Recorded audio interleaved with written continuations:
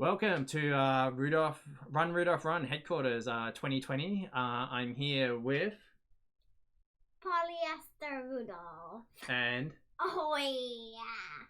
Junior Floppy Rudolph signing on in.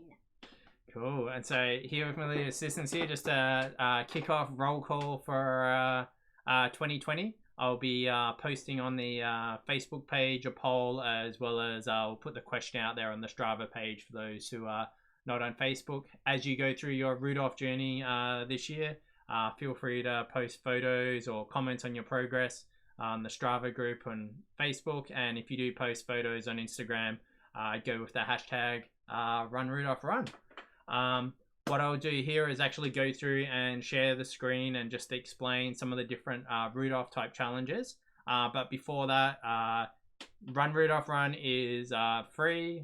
It's just a community thing that has kind of grown very organically.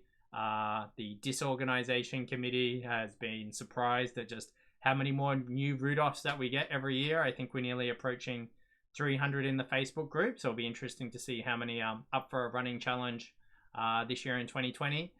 What I would do is encourage you, if you can, make a donation to your local food bank or charity of your choice. That'd be great, especially in 2020 where there's a lot of people who've had a tough year. It'd be great to see some of that progress and just post that. So that's a little challenge to anyone from the lead Rudolph here for as you go into 2020.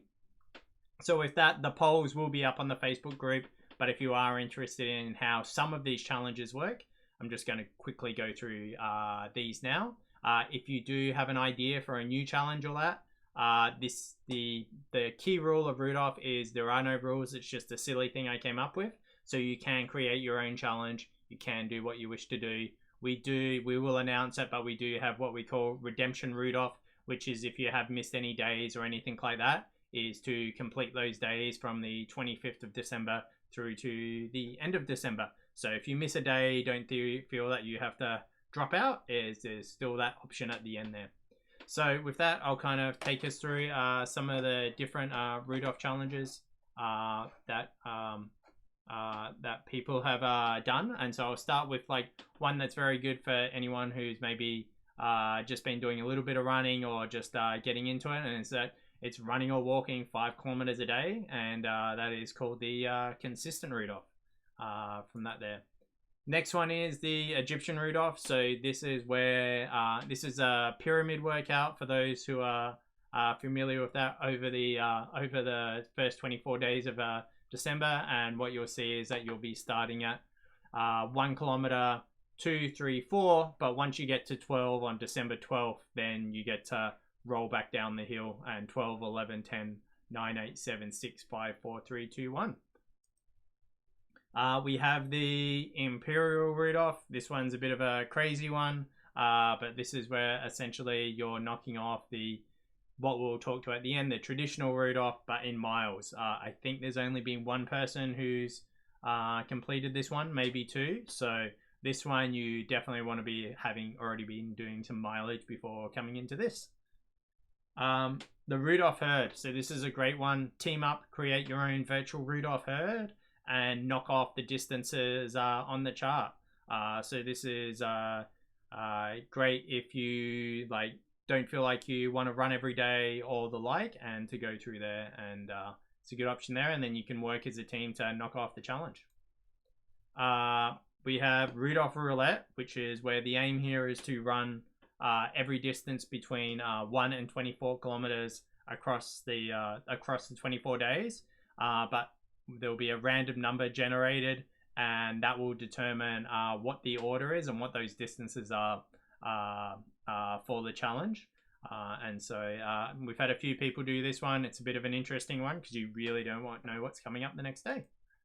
Speedy Rudolph. So if you're a little bit time pressed or just getting back into running, this is a great one. Whereas over the 24 days is you try to hit up each of these time frames, either with a run or a walk, from 1 minute up to 24 minutes. And what this will do is get you a bit of consistency as you're coming through December.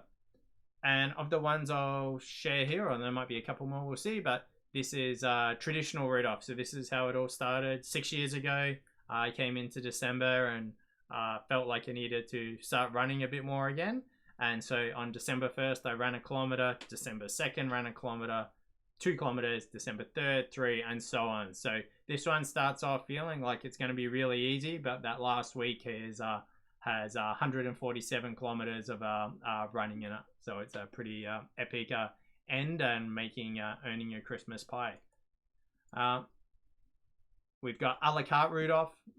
So we've got here, which is where you're essentially running every distance between 1 and 24 kilometers across the 24 days, but you get to choose which days you do it on. So you can plan it out, and this averages out like at 75 kilometers a week. So you want to have been doing some running coming into this, but it's a little bit more of a sensible way of doing the traditional Rudolph.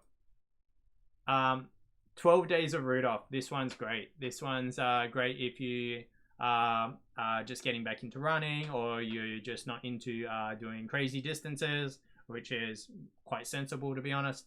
Whereas across the 24 days is you run each different distance between 1 and 12 kilometers.